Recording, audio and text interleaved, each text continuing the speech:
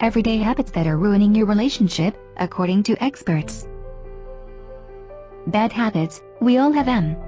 But many of us don't even realize how our little quirks and gestures are negatively affecting our loved ones. That being said, habits are seriously hard to break. How many times have you tried to eliminate the word like from your vocabulary? Or how about the number of times you tried to ditch caffeine for good? Been there, struggled through that.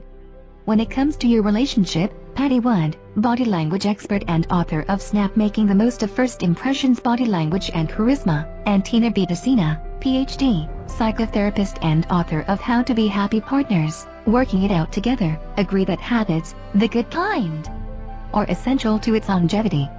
Of course, there are also a handful of subconscious habits, 8 to be exact, that do more harm than good.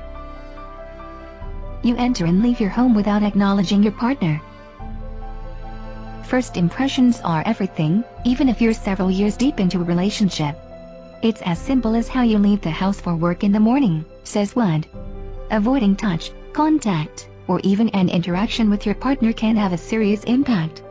A pre- or post-work kiss goes a long way.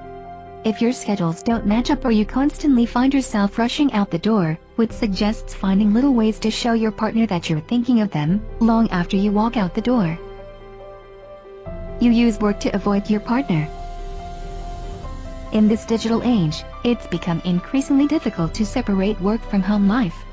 Enter a disagreement with your partner and you might as well continue burning that midnight oil instead of spending time with your loved one, right? Wrong.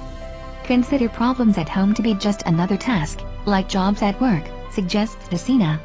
Your mate is your team partner, and you need to create a strategy for working together to solve them.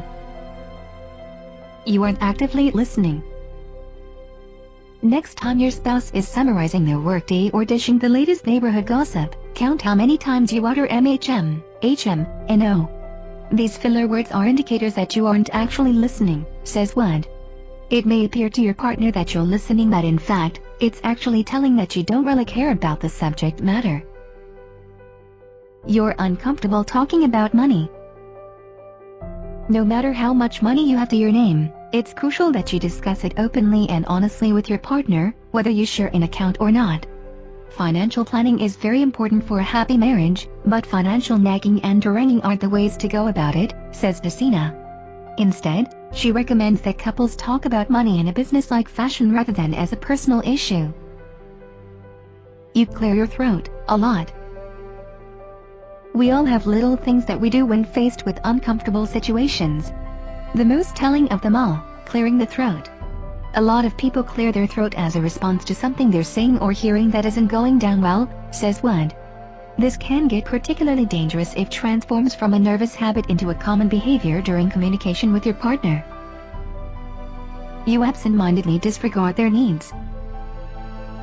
Think about it this way: if you were to go to the kitchen to grab a glass of water, would you ask your partner if they wanted one? In a healthy relationship, both partners should try to fill each other's needs as well as their own, explains Wood. In short, if you're thirsty, there's a good chance your partner is too. You fight in times of stress. You can chalk up a full-blown argument to stress. That's just not how healthy relationships, keyword, healthy, work. Whether it's bad night's sleep, trouble at work, or lack of intimacy, there isn't a good excuse for fighting, says Dacina. Acting defensive instead of with reason and compassion can damage your partner's perception of you. If you let your partner know you're having a difficult day, that gives him or her a chance to be more thoughtful and considerate than usual. You let them fend for themselves. There's nothing wrong with independence in a relationship.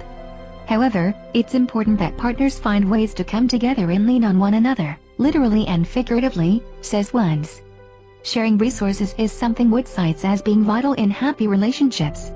Say you're watching TV with your partner. Do you hog the blanket or share it with them? Or do you make sure that you each get a blanket of your own?